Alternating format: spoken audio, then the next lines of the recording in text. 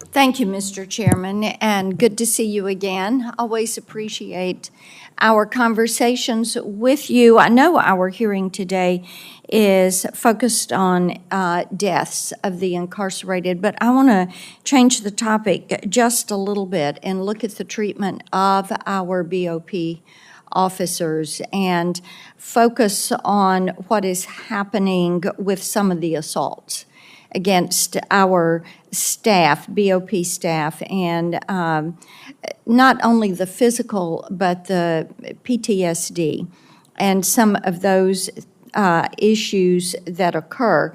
And yesterday I introduced the Safer Prisons Act, which would double the maximum term of imprisonment for assaulting a BOP correctional officer.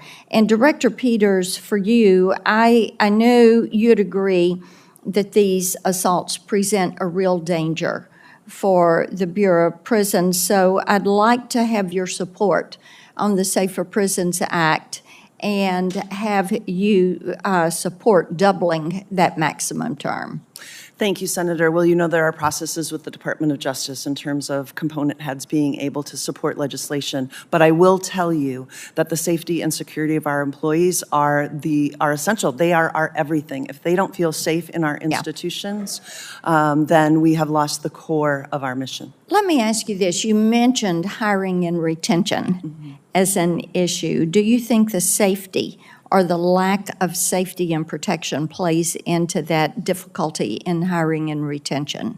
I think that we do our best through augmentation and overtime in order to ensure that the posts that need to be filled are filled. But you and I have talked before. Augmentation is a great resource in the short term, and we've been using it in the long term to solve a long-term recruitment and retention problem, and it is making our people exhausted.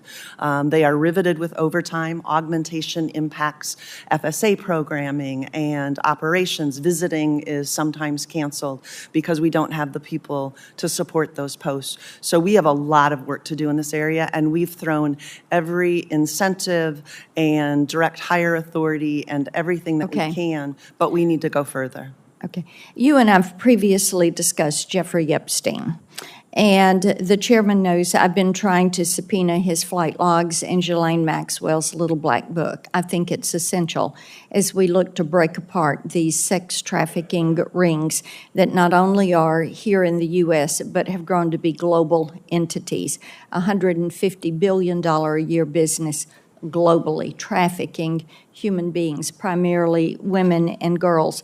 So while Epstein was in BOP's custody, did you ever have access to his unredacted flight logs or to Ghislaine Maxwell's little black book? So as a former victims advocate, I know that you and I share values around combating sex trafficking. The Epstein situation happened before my tenure at the Federal Bureau of Prisons, so I was not a part of any of that evaluation and would turn to the Inspector General for any of those questions. Okay.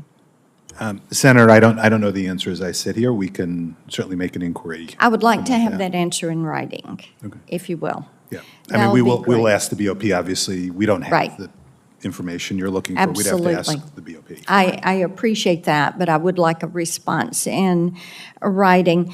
I also, Director Peters, there is, we have heard that BOP is helping to transport migrants from the southern border into the country, and the Bureau has confirmed that it has provided transportation for migrants since CBP has been inundated with the surge at the southern border.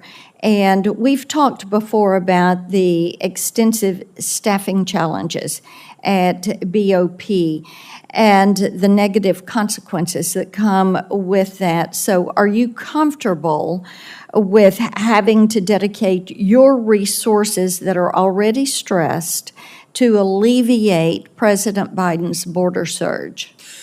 So as a fellow law enforcement agency inside the department, we, of course, support supporting other components in helping with crisis. It's one of the things that we do let me well. ask you this. My time's about to run out. Have you ever transported an individual who was on the terrorist watch list? Senator, I don't know the answer to that Could you question. look into that and respond in writing? I will have my team look into it, and we'll get back to you with information that's available. Excellent. And my time is up, but as always, I'm going to mention the Memphis facility.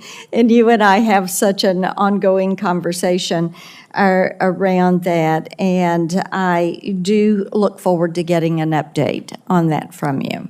Thank you, Senator. I did Thank you. check this morning, and it looks like the timelines that we have provided the last time we checked are on target.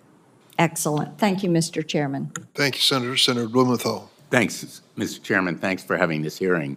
Correctional officers, as I know from having been United States Attorney